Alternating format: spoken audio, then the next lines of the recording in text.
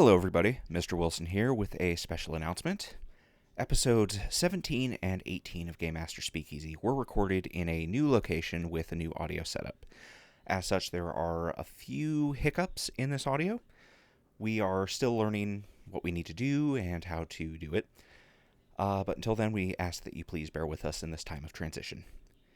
Thank you, and I hope you enjoy the episode. Bye-bye.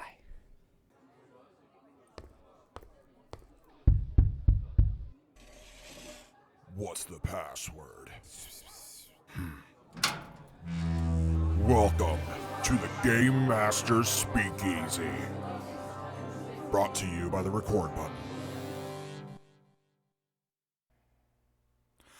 Hello and welcome to the Game Master Speakeasy. Right as the name implies, we are Game Masters, and even if you're not a Game Master, you just have a fleeting interest in tabletop role-playing games, or maybe you're a player. You are all welcome to come in off the street, take a seat near the ever-burning hearth, grab an age-appropriate drink for yourself from today's bartender, Lilac, and get situated as... First of all, my name's Cody. I'm Lance. We are going to talk about tabletop role-playing games, which is something that we can never seem to shut up about and have been doing for a really long time, and will probably be doing it in the retirement home. Well, I mean, if they showed up to listen to the podcast, especially if they've listened to the other ones, they're not tired of hearing us talk about it yet. So. No, not yet. All things are possible. We hope not. But anyways, welcome, come in, get comfortable. We're going to talk about some more action-oriented things in the main topic. But first, news. Not necessarily news to you. May not be new on the date that this episode comes out, but it was new at some point. It may not be new, but it is news. Yeah, exactly. First of all, Stranger Things Season 4 is out. This is related to D&D because you know, Stranger Things had D&D featured right in the first episode. Yeah, for sure. The whole season isn't out yet. Correct. Actually, coincidentally, last I checked, the last 2 episodes will be coming out the day this airs. So if you are listening to this podcast and they haven't delayed it, episodes 8 and 9 of the Stranger Things will be out today. And episode 9 is like 2.5 hours. Yeah, we've watched all the way through episode 6. So we got 7 left, and then we have to wait. Okay, I am only up through episode 4, I think. The one that's entitled Dear Billy. Okay. Yep. I am, because I am old, I really love 80s cheese. And that show is so much 80s cheese. Okay, did you read Ready Player One? No. Okay, well then you should probably read Ready Player One. Don't watch the movie, but... A lot of 80s cheese going on there, too. It's basically a book dedicated to 80s cheese. All right. Is in your terms and definitions here. Okay. It is not even... There's a plot, right? But the book is created to basically celebrate 80s culture. It's just a nostalgia-gasm. Essentially. That is all Ready Player One. I'm I have a copy. never mad about that. I'll let you borrow it. So that's out. It's been, like I said, I'm only up through episode 4. It's been really good lately. I was kind of worried that after the delay and, because, you know, COVID, and we've been waiting a while for season 4, and I was afraid that it just wouldn't live up to the hype, and it is exceeding my expectations. It's doing well. I also like... Without giving any details about this season's Big Bad, how do you feel about the Big Bad? I like them, and I like how the running theme is always a reference to something in Dungeons & Dragons. Exactly, which is another reason Stranger Things applies. Yes, another reason we can talk about it. Yeah, so if you haven't watched Stranger Things Season 4, get started. The main bad dude is, once again, a reference to a classic Dungeons & Dragons baddie. But yeah, it's really good, and I'm excited to finish it. I'm watching it with my significant other. Like one episode every night or every other night. Me, the wife, and the son started watching it while we were on vacation. Yeah. And I was the only one that lit up during like the D&D scene really early on when they named. You were like so excited. I'm not going to spoil anything, but when they named the big bad in the D&D scene, that they have also then named the big bad in the show after. It's like I knew that name, and I lit up, and you know my wife didn't get it, and my kid didn't really. It went over both of their heads. Yeah, but I was like, "Ooh, look what they're doing." It's kind of like that. That meme from that scene in Once Upon a Time in Hollywood, where he snaps his fingers and points at the TV like, oh, there it is, there I am. It's kind of that similar feeling. You're like, oh, there's my thing. There's tabletop games. That's pretty much it, yeah. Oh, I love that.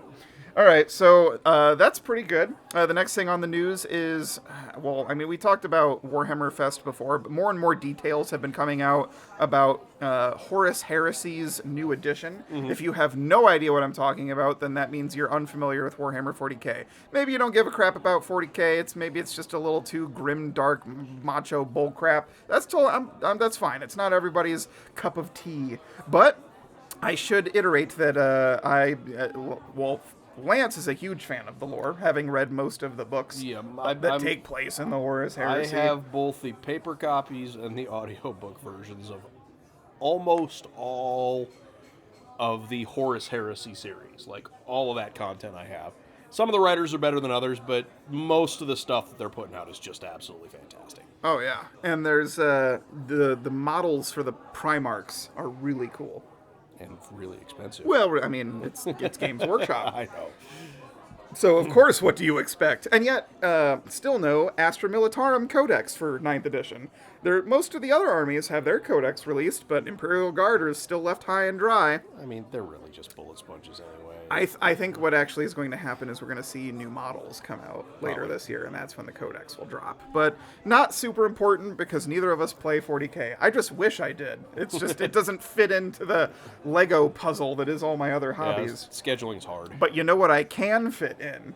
I'm going to start playing with my buddy, Warhammer 40k Kill Team, which is kind of directly related to today's main topic, because well, first of all, unrelated to the topic is that it's a lot lower model count. You know, if you play Imperial Guard on the table, you're going to be fielding a ton of models that you have to get assembled and painted.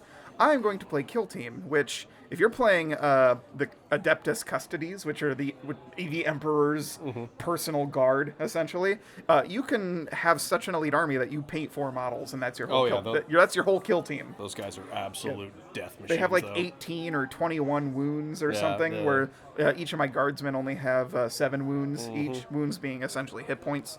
But I'm going to start getting into Kill Team very soon with my good buddy Leland, and for another hobby that I'm going to start up, and because this is also tied into today's main topic, kind of its own hobby. You know, we've got 3D printing, which is a subset of its own hobby. You've got painting minis, which is its own hobby. You've got terrain building, which is adjacent, but is technically its own hobby, because each of these things requires different equipment. That's kind of why different skill sets, different equipment. That's why they are related, but different hobbies. I'm going to play Kill Team. I'm going to run Veteran Guardsman, and there is open play, which is you can just do whatever the heck you want. There is matched play, which is the very competitive type of Kill Team where, you know, we start symmetrical map mostly, but I'm more interested in playing narrative play where you kind of tell a story as you're playing the skirmish war game. And in the newest box set for Kill Team that I honestly don't remember what it's called, but it features kind of Traitor Guardsmen versus some Space Marines. Okay. They were Blue Boys, they were Ultramarines on the box. But this new release, which I think was announced, if I'm not mistaken, at Warhammer Fest, I think is when they kind of made the drop. Could be wrong. I don't care. The important part is they're introducing an optional narrative Sentry Phase where you've got generally an attacker and a defender in Kill Team, and they have this new Sentry Phase where you pick a few key operatives to be if you're the defender, they're sentries, kind of like just patrolling, you know, like NPCs in a stealth game, and if you're the attacker, you have your operatives that are trying to do the advanced scouting, and there is kind of a pre-game infiltration phase where you roll off, and basically if you win the roll, you get to decide where the sentries move. So if you're the attacker, you might decide that, this Space Marine's going to go take a short break over here and kind of wander off. But so he's not much help during he's not much help. But if I, the defender, win this little bit of pre-initiative, I move my dudes towards your first couple infiltrating operatives, and then the game kicks off once your attacking operatives are spotted, I think is how it works. Okay. And then you play Kill Team. So you've got this optional kind of to help advance this cool commando narrative, because that's what Kill Team is. It's about smaller teams operating in kind of shadow ops. And I am also going to start terrain building as a secondary hobby to supplement Kill Team, which is only a 30-inch by 22-inch board. And I plan to use this terrain building to make much more interesting, once I've mastered it, once I get competent at it, let's be real, for Kill Team, I would like to start making boards for the set-piece D&D battles to make that a lot more interesting. Because imagine you guys are going up against a big bad, and I plop down like a 3D foam and cardboard spray-painted temple. That's got to feel way more awesome, right? Come see me when you can make your own rocks out of wood. That's called a callback, ladies and gents. Anyway, that's kind of the news topics, is that I'm going to get into Kill Team and terrain building, and I am super stoked. And also there are new Kill Team rules that, even though I've not played it yet, I'm super looking forward to using.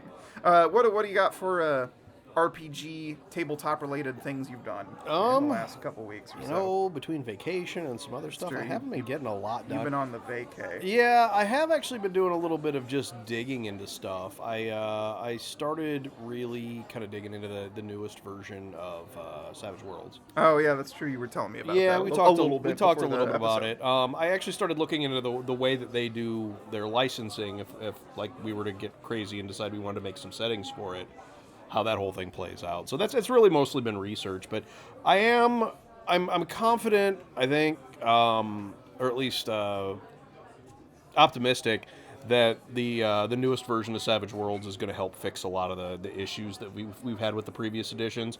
And I think part of the stuff with previous editions too is that misinterpretation of the rules. Yeah, like when we start talking about the shaken rules in the game, I always took that to mean that your character was essentially stunned. Mm-hmm. Like it was just But it's not, is it? No, it's not at all. It's not, you can't take any actions, like the kind of actions capital A actions. You can take free actions, you can move. So I mean, even if your character is shaken, you could reposition behind cover, which is not how we were playing. That is not how we were doing it. It was basically roll or you lose a turn. Yeah, right? but yeah, really it was, or that's how we were doing it, which is incorrect. So that's not Pinnacle's fault. That's mine. And that could possibly have really flavored how I feel about Savage Worlds. Well, I do, because I know you have kind of a iffy vibe toward it. But then the other big thing I think that I'd be willing to give it a second chance. Well, I think the other big thing that they fixed is it used to be to get out of shaken.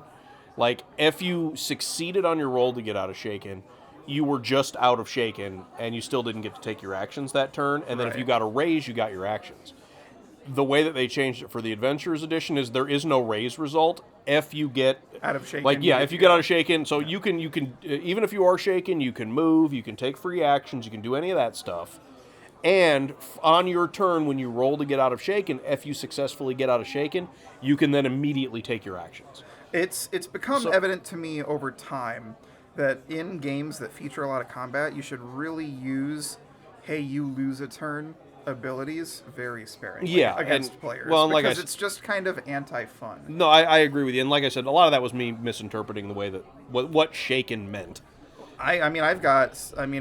We can touch back on this in the main topic, but I've got instances where I look back and I consider it a mistake as a game master, for there are multiple times where Dan's character, being the one that he usually rushes in, Dan's characters will usually rush headlong into the fray fearlessly, and then they are the ones that get held personed. Yeah. Which in 5th edition just sucks, right? Yeah. It's like, if you're held person, that's it, curtains, man. Yeah, that's it. Well, welcome to not playing the game, essentially. Mm-hmm. If you've got a big D&D group and your combat takes 20 minutes to get all the way back around through the combat, you spend 3 of your turns. Now you're not getting to do anything for 40 minutes, right? Mm-hmm. It's a very unfortunate thing. I agree. It's one thing to limit a player's actions because of an ability that's designed to hamstring them a little bit. Like stunned one or slowed one in Pathfinder. Yep. You still get 2 of your 3 actions. That's something that I'm building into our game too. Right. And it's the limited, but the not... stun system removes 1 action point from your total. Right.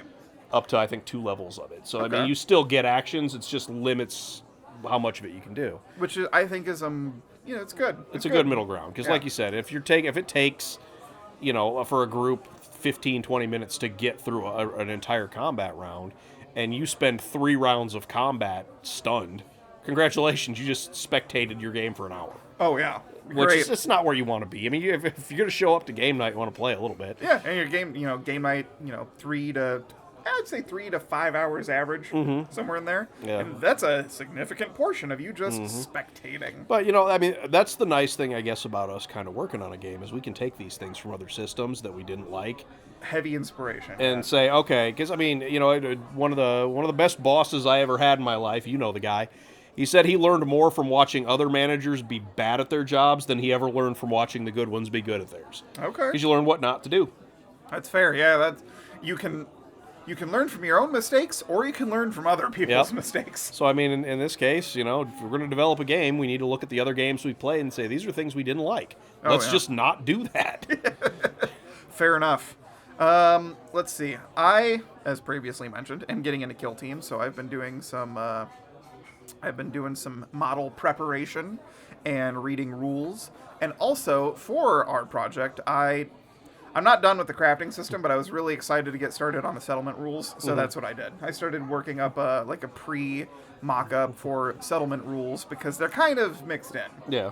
And the crafting system, which I want to be broad but still fairly light, means that it encompasses multiple. It infects its tendrils into other bits of the game. But it doesn't take 40 minutes to resolve. Exactly. Yeah. We don't want that. Yeah. It doesn't take 40 minutes to resolve. But if you've got a crafting system, that means you have to work it into the game's economy. If you have a settlement system and you've got people in the settlement that can craft, that's involved with the crafting system and involved with the economy. It all becomes a very tangled ball of If gear is part of the progression system now, and gear takes resources and crafting, now gear, progression, settlement rules, crafting rules, economy, all these 5 things are now kind of roped together, so it's an umbrella project. It's a bag of snakes. You gotta untangle it. I don't know that I've ever heard that before. A bag of snakes? Yes. I love it. That sounds like a wonderful D&D. Gift? A gift? That's for who? Your enemies? Yes. It's funny. I actually received a box of snakes once. They were plastic. Well, I mean, that's better than the real ones, probably. Yeah, at the nearby kids science center, there was a raffle to name their new snake. It was a bull snake, and they drew the name that I submitted when I was 10 years old. So they shipped us a box of snake paraphernalia, including just some rubber snakes, snake pencil cap erasers. You named our snake. You must be a snake enthusiast. Yeah, it was. Here's some snake stuff. Yeah, essentially, it was a bull snake, and the name we submitted was Bully the Kid. That's kind of clever. Yeah, I've been starting. I've trained in dad jokes from a young age. But yeah, it's kind of a long, big project. It's I bounce around, and that's fine as long as I'm working on it, right? As long as you're doing something. Yep. All right, let's talk about what the bartender served us today. What are we drinking? Like I said, today's bartender's name is Lilac, and Lilac served us a lager. Yeah, but unsurprisingly, there's coffee in it. Yeah, it's almost like I picked it. I'm gonna have to go out and get some. Next thing you know, I'm gonna start bringing IPAs, and I don't even like IPAs mostly. You know what? I'm okay with that. I mean, I'm hit or miss with IPAs, but there's not too many beers I won't drink. This is from Exile Brewing. Yeah.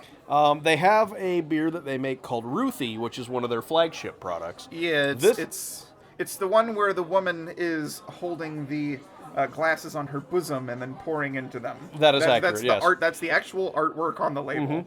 And this is a variant of that called, it's the Coffee Ruthie, I guess. It's just that's the Ruthie lager with coffee. Which most people that know me might find this weird, because I don't actually like coffee, but I like coffee in my beer. Like, not actually pouring coffee in my beer, but beers that are flavored with coffee are some of my favorite beers. I don't know why that. I mean, I'm also that way with barrel-aged beers. I don't drink a lot of whiskey, but I like beer aged in whiskey barrels. I don't make sense. It's fine. I'm a little crazy. I feel like I've figured it out. Okay. We've been having sips of this before. He found a flavor in the profile that he couldn't identify. I don't know if there's something wrong with my genetics or my tongue, or maybe it's just this bottle of beer that I'm holding. Maybe yours is fine and mine's skunked or something. But when I take a sip of this, and I kind of try to actually identify the flavors. Well, before I say this, how do you feel about this as far as a coffee beer goes? I mean, we just had one in the last episode, the New Glarus, right? I think is what it was, New Glarus Coffee Stout. How is this lager with coffee hold up? I mean, it's no stout, but as far as lagers with coffee go, I actually really like this beer. It is, I think it's a good kind of light coffee beer. Okay. I know we kind of said that about the last one as far as that goes. That's pretty mild for a stout. But, I mean, as far as, like, lagers go, I mean, throwing a little coffee flavor in a lager never hurt my feelings at all. Okay, you're going to look at me really weird when I say this, but the aftertaste reminds me of jalapenos. All right, now he's going in for a swig. Are you getting any of it? Now that you mention it, it does. Okay, so I'm not crazy.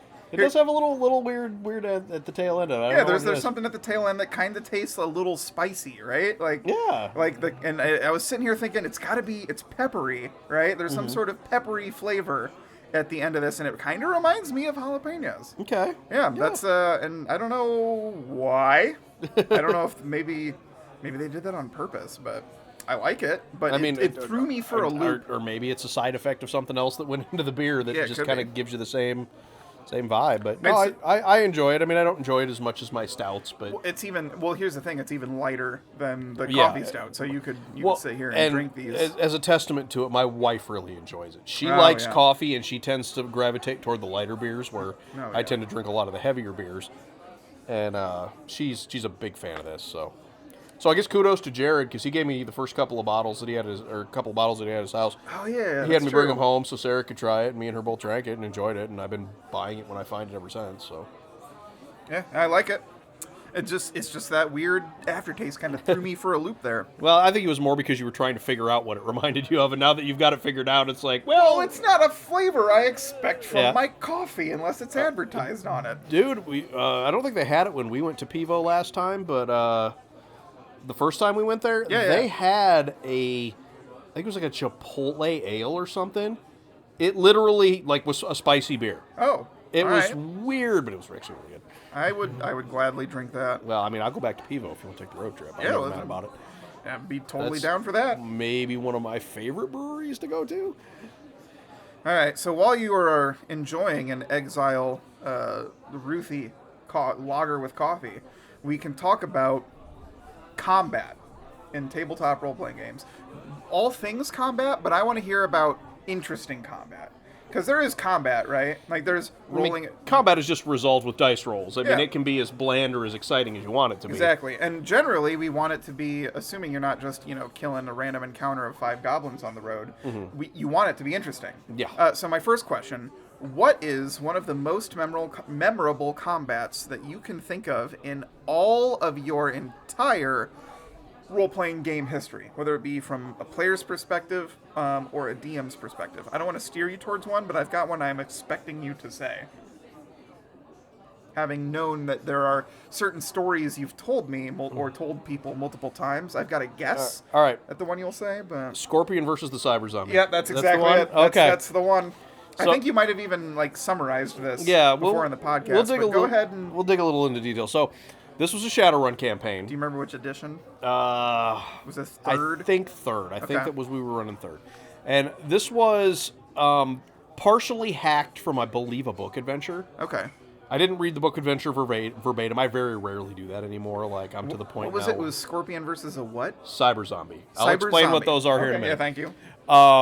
And they were sent to steal a prototype cyber skull from Renraku.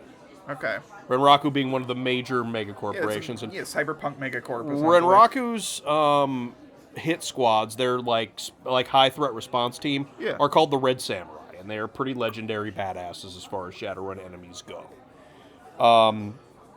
So they had acquired the skull, and they were en route to transport it where it was going. And they ended up getting ambushed by a group of Red Samurai, and as combat started, out of the back of the van that the Red Samurai had brought with them, or the back it was actually more a small APC, it opens up and a cyber zombie steps out.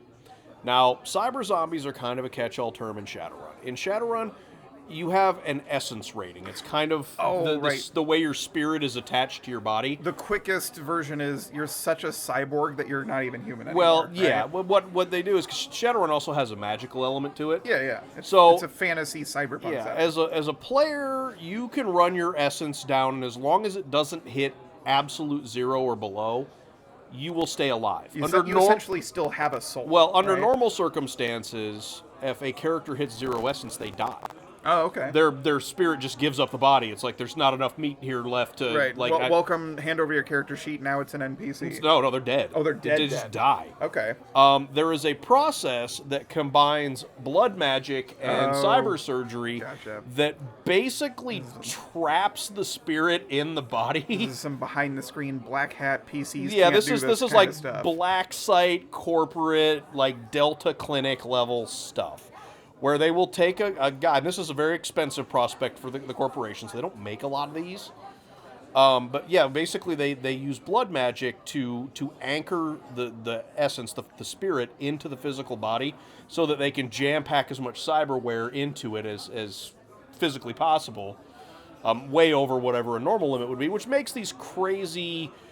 There's barely any meat left on them, kind of. It's a walking arsenal. Yeah, walking arsenals. Now, it has a lot of very negative psychological effects on the person, which is why they call them cyber zombies. They're not psychologically there. They're barely there. What they make for, as far as NPCs go, usually, is just a really good overpowered shock troop. Right. To make a real challenging enemy for your characters. Okay. So Dan is playing one of his signature characters, Scorpion. A recurring character. A recurring character. He's been remade in many of our settings, many of our different games for a variety of different reasons. He was always kind of that cool anime-style badass. He tends to... You can tell he's inspired by, like, Vash the Stampede and other characters. And other yeah. He's a blend of cool trench coat wearing gunmen. But he's that. Like, there's a little bit of Spike Spiegel in there and a little bit, you know what I mean? Like, as far as these characters go. He was very anime-inspired character at the point. And so he dual wields pistols and SMGs as his primary weapons, but he has also got enough cyberware and bioware jam-packed into him that he has, I would say he's about 1.5 times the maximum human unmodified strength, typically. Same thing with speed. Dude moves real quick. Well, he's shooting heavy pistol rounds at this cyber zombie when combat starts. And it's just ricocheting off the thing's armor. Oh, so yeah, just bound. It can't penetrate its armor. Can't penetrate the armor. And so Dan, in what I thought was obviously going to be a suicide attempt, right? He's like, I'm going to drop my pistols, I'm going to pull out my knives, and I'm going to charge this thing. That's very Dan. It's very Dan. To when things are going frustratingly, to kind of throw a Hail Mary. Just doubles down. He doubles down on his hard 17, throws a Hail Mary. And hopes that it goes. F it. He gives it the F it adjustment. Yeah, no, he really does. And so he does this. And it turns out that Scorpion is physically strong enough to actually penetrate this thing with this knife blade. So he is now dual-wielding knives, charging across the battlefield. And the imagery and the way that I describes this is he basically jumps up on this oversized mechanical pseudo-human cyborg thing and just dagger thing. Jams these combat knives into the thing, and he actually was doing damage. So he basically proceeded to take this thing apart in melee. Yeah. That's kind of soloed my cyber zombie. In the original Ghost in the Shell movie, when the main character basically tries to rip a tank hatch open with her bare mechanical arms. And now, admittedly, this was in my younger GMing days, and we were watching a lot of anime. Maybe that paints the picture in my head of how this went down. But that's exactly like that Ghost in the Shell thing. You're like, yes, watching this main character of, one of the main characters of our game, taking down this powerful, difficult NPC in such a spectacular fashion. I don't think that'll definitely be one of the gaming moments that, Cody's heard the story enough times, he can tell you. I don't forget about this one. No, this is usually a go-to story. Yeah. So this is a memorable moment. Why do you think I would say that this memorable moment exists because it was a dramatic decision by the player. It had a positive outcome there was a lot of rule of cool. Yeah, and it was dipped into it. And it was tossed in the sauce of rule of cool, right? And I was going to say, and it made him feel like a badass. That's true. It made the player and his character feel like a badass. And you want to give that to your players every now and again. You want to facilitate their ability to achieve it. Yeah. You don't want to hand it No, to them. but what I mean is you want to take something they're doing, describe it in the most badass way possible. Yeah, so number one is a badass player character moment. That's one thing to make a combat interesting. But what about, what are some of your least favorite combats that you can remember? Whether it be you can even say one of my games. I know we've had hit or miss combats. They can't all be zingers, as Primus says. So what have you got? Let's see. What's the most mundane, I wish I wasn't here right now, I'd rather be playing video games kind of tabletop combat that you can recall? I don't know that there's too many moments that I would have passed up game in like tabletop to go play video games. I think one of the worst combat moments we had, and it wasn't really something that affected me, and I wasn't game mastering it. It was actually your first game session. Oh, yeah. I felt just terrible, because, and this kind of comes back to something we've mentioned before about the concept of stunning abilities in games, but this was a Hell on Earth moment. So the Deadlands Classic system in the Hell on Earth setting. Basically, my character was stunned for at least an hour of real time. The bleeding and squealing rolls. Yep. The vigor check. We have talked about this before. I think the story. You have to take the day. Yeah, you have to make the roll. Long story short, my character got shot in the ass and could not get over the pain of it and was just flailing on the ground. And honestly, I think the glamour of it being my first tabletop session in a really long time. My first, I'm going to be part of an ongoing campaign. Mm-hmm. This is my first session. And because everything else that was happening around me was pretty cinematic. Yeah. At least. It wasn't that it was just the dice. It was the dice's fault. Yeah, you could imagine the scene. You could imagine the gunfight. Was it an old amusement park we were doing that at? It was in an old amusement park. Yeah, there was gunfire being exchanged between, mine and Dan's characters and the NPCs. And poor Cody here. I honestly think that if it happened to me again, I would get bored. Yeah. Because now I've been playing for over, it's 8 years I've been involved in tabletop role-playing games in some capacity, because it is now 2022, started in 2014. Yeah, that sounds right. Yeah, well, coming up on right. 8 years. But yeah, so now I think I would get bored, at least a little, stunned and not being able to hear. You lose a turn, you lose a turn, you lose a turn. So that is, something that you can do to avoid having your players get bored is try not to stun them too hard. Yep. Now, in terms of what you just mentioned before, you talked about describing the scene. And I think that is one of it's kind of a Swiss cheese effect. Every slice of Swiss cheese has holes in it, but if you layer enough of them on top of each other, then you can solve a problem. Yeah. Right? It's got multiple solutions, not one of them. You can't just pick out one and have it work. Mm-hmm. It's a combination of things.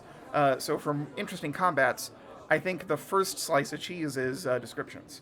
Yeah. Yeah, because my buddy who I play war games with, he was expressing an interest in trying D&D and tabletop games again, because he told me he had a poor first experience where he was playing, and it was just rather than having drama in the combat, it was one of those I want to attack that guy, I roll my d20, I miss. Right? Yeah. There was no flavor involved. Yeah, or you roll it and you hit and you roll damage and nothing gets described. Yeah, it's just it's at that point you're playing a war game when you know you're there for something more interesting. Yeah. It's a very, from what I understand, much older style of D&D. Because back when D&D first came out, it was kind of more of a war game. It was more of a war game / board game because it was mostly played in dungeons. These days, it's like, oh, we got to save the princess. Yeah, we got a whole world to play in. Not that stuff didn't happen, but I think the ratio of the focus, based on what I have heard and read about old D&D, is that we have had a paradigm shift in the last decade and a half, two decades, where it's becoming more and more focused on narrative and story. That's why the Powered by the Apocalypse system exists. Things like Dungeon World. and others in that fit that vein. I mean, we haven't touched them yet. They're very much. There's a bunch of Powered by the Apocalypse systems that are on deck. Yeah. Right? They're like, oh, we got to try these, and they're very high in the queue, but we just haven't gotten around to it yet. Well, I think that what we've seen really is a shift between role playing ROLL and role playing ROLE. Yeah, where and it's apt. And I think that to discuss what Leland said about it is if all you're doing is rolling the dice and then seeing the results of that without being given a narrative, without the attacks being described, without the damage to the enemy being described, then it is more of a video game. I mean, for anybody that played the old school Final Fantasy games, where you hit the fight button, they step forward a half an inch on the screen, they swing their sword, and then you see numbers appear above the enemies. If that's all your tabletop is, some people are going to get bored with that. Oh yeah, but here's the thing: it's really easy to fall into that because generally people play video games before they play tabletop role-playing games.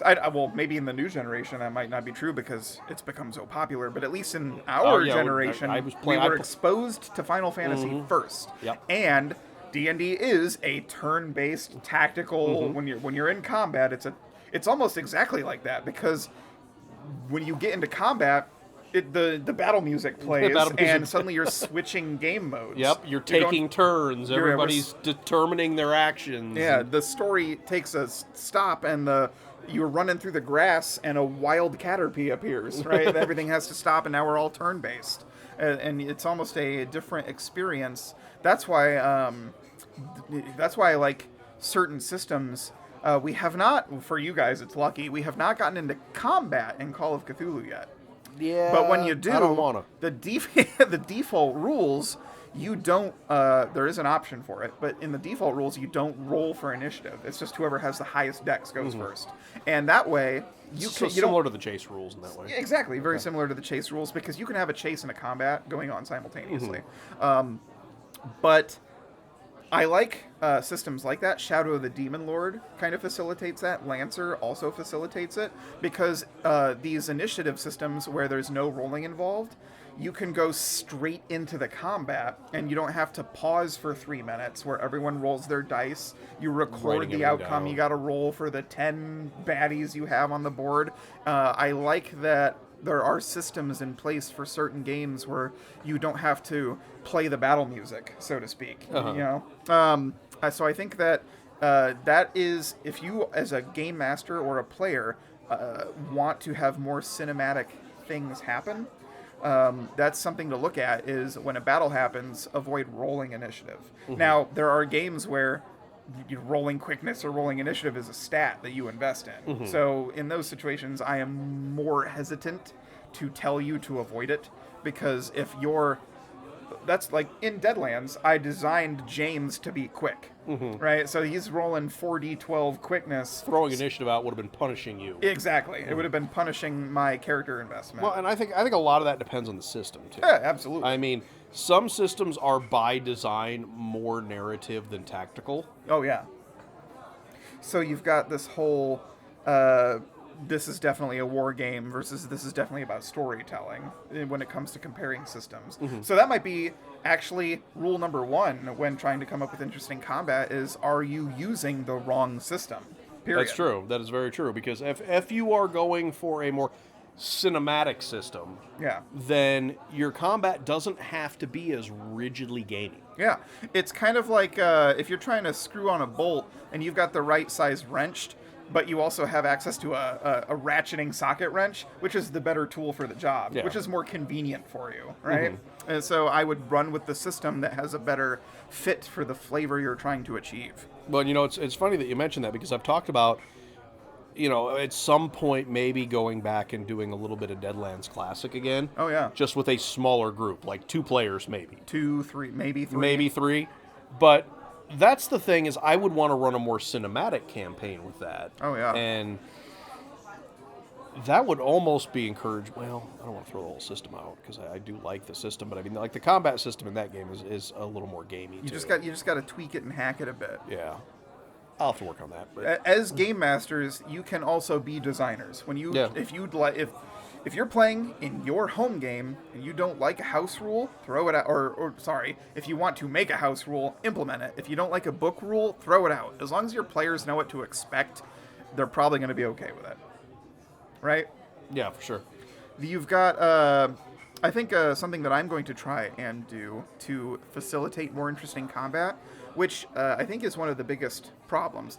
Don't get me wrong, I know that our fantasy game has been running for literally years now, off and on, so I think there's a little bit of just campaign fatigue there. Yeah.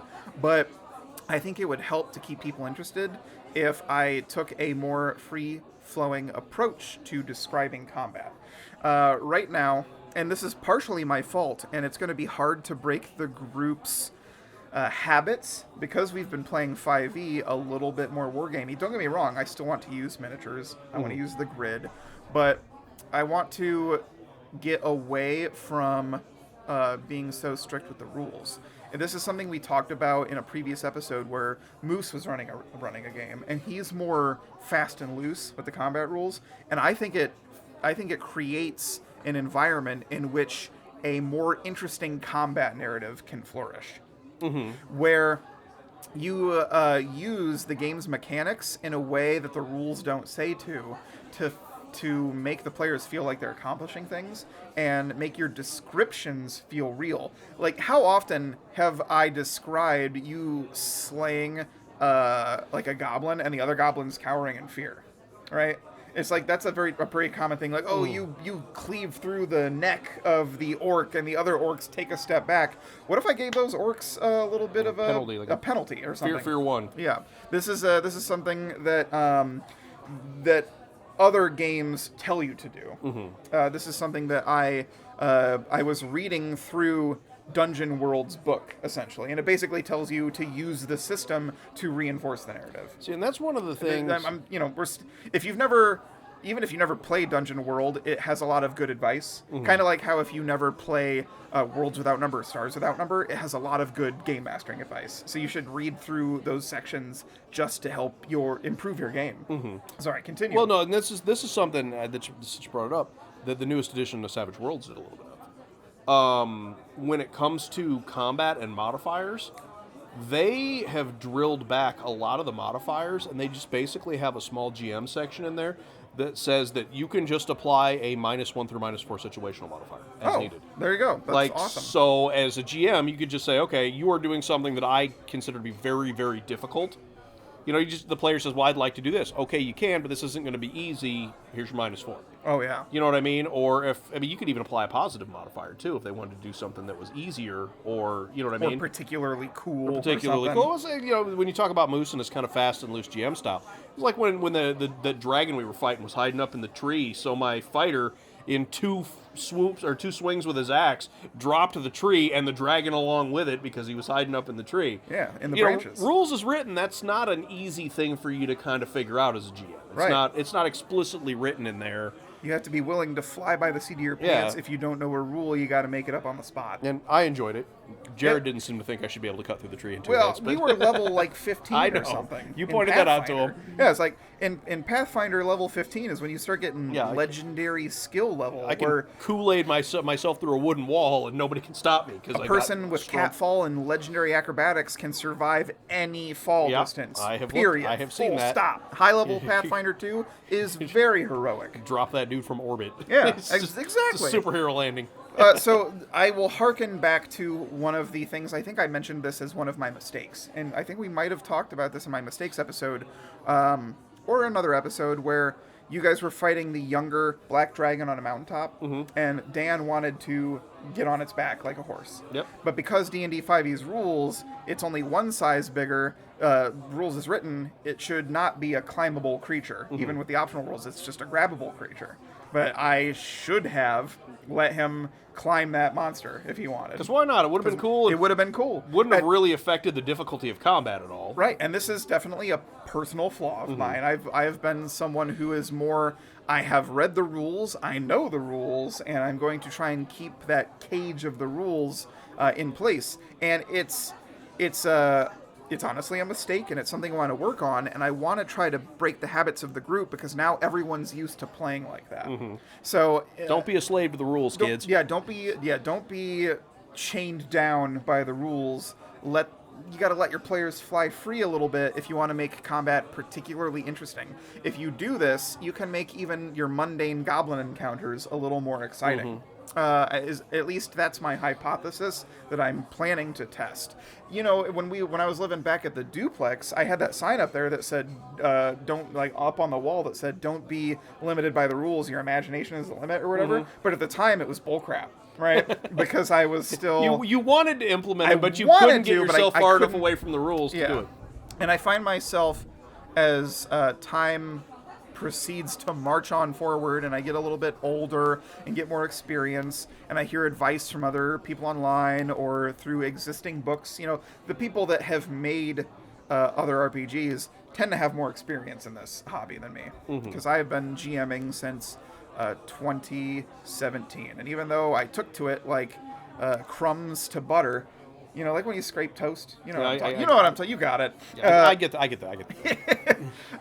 Even though I took to it, there's still a lot of improvement to be done, and that's the same to be said in really any hobby. Don't try to compare yourself to other people. Compare yourself to your previous self. Yep. And try to be better than that. So I'm gonna try and get the group to be more descriptive.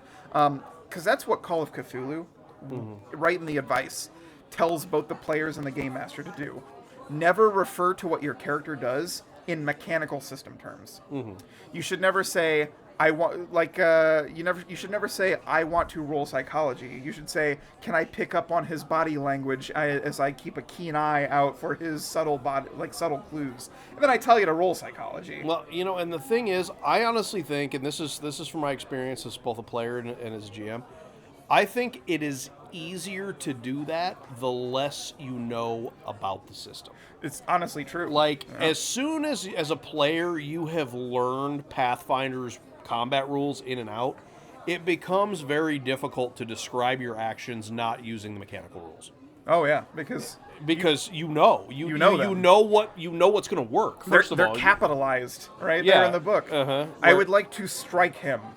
Okay, well, how are you going to try to strike him? So it's easy to get away from the description. Instead of describing a flourish and the way that you're swinging your sword, you know, to attack him, you're just like, I want to attack. And then we get back to that Final Fantasy II, hitting the fight button, the sword swinging and the numbers appearing over the enemy's head, which, you know, is not the most exciting or the best way to handle combat. If you can find a way to do the descriptions, which I think as a GM, sometimes that leads it up to you to pick up the slack.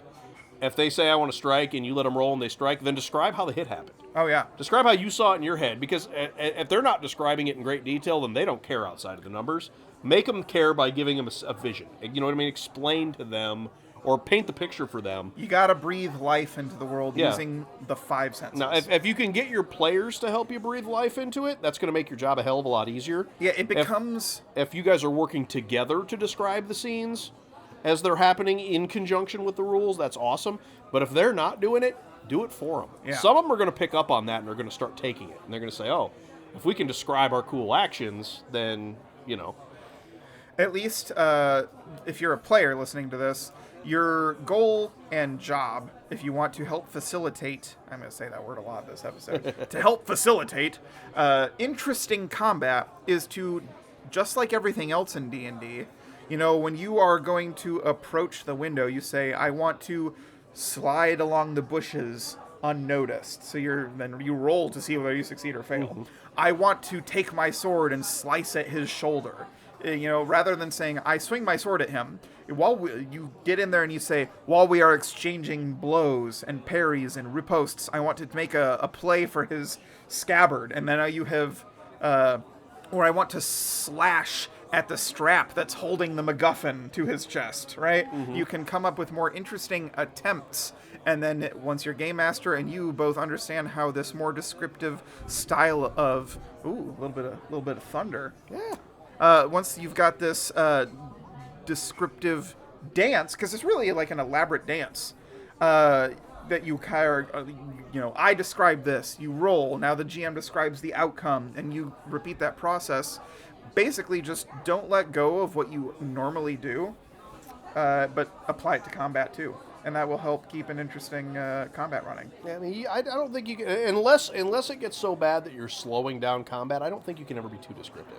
Well, that's a good point. Yeah, I think that I mean, you don't have to turn every sword swing into a 30-minute right. monologue. Yeah, but do that when it's the sergeant of the squad you're fighting. You do that really well. When we take down the baddie, you're always like, okay, describe how you do it. Well, I mean, that's a Matt Mercer thing. I know, right? but I mean, it's still cool. That's one of those things that is well worth copying, because then the player is like, ooh, they were there for the killing blow, and it feels rewarding and cool. Yeah, you're able to reward your player with a cool moment. You don't even have to give them treasure. They were just happy to be there. Yeah.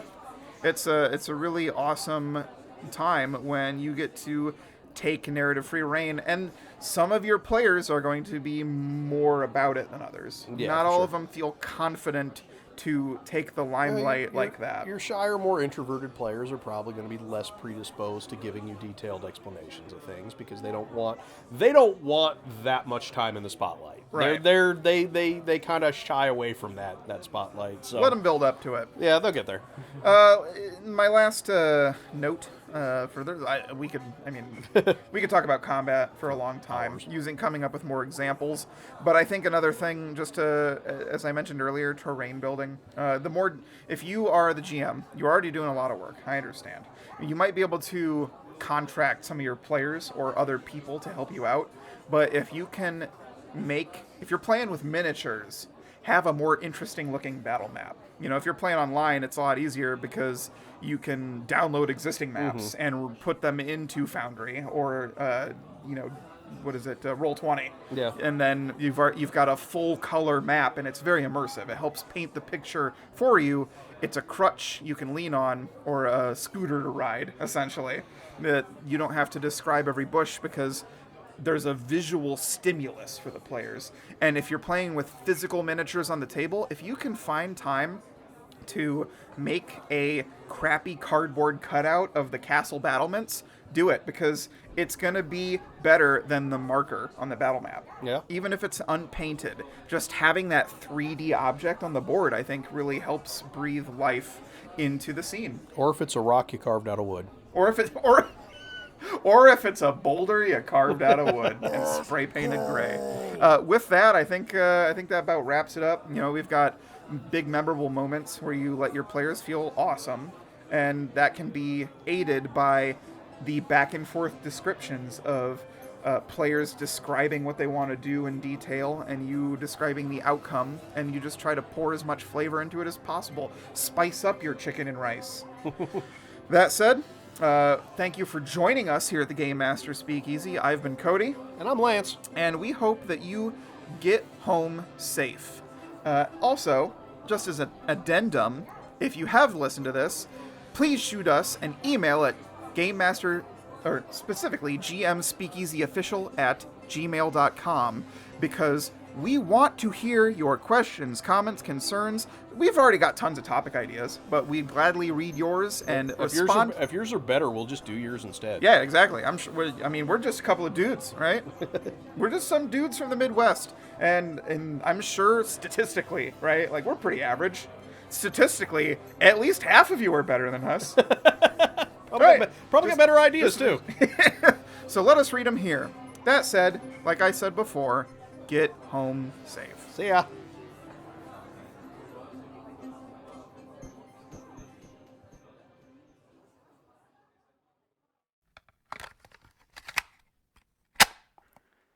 Want to hear more from the Record Button? You can find us wherever you find podcasts, like Transistor, Stitcher, Spotify, and YouTube. To stay up to date on our releases, find us on Facebook at the Record Button Production Group and on Twitter at TRBPRODGRP. Or stop by our website at recordbuttongroup.com, where we have links to our merch and other shows such as Wasteland Active Radio and Why Did I Write This? Thank you for listening.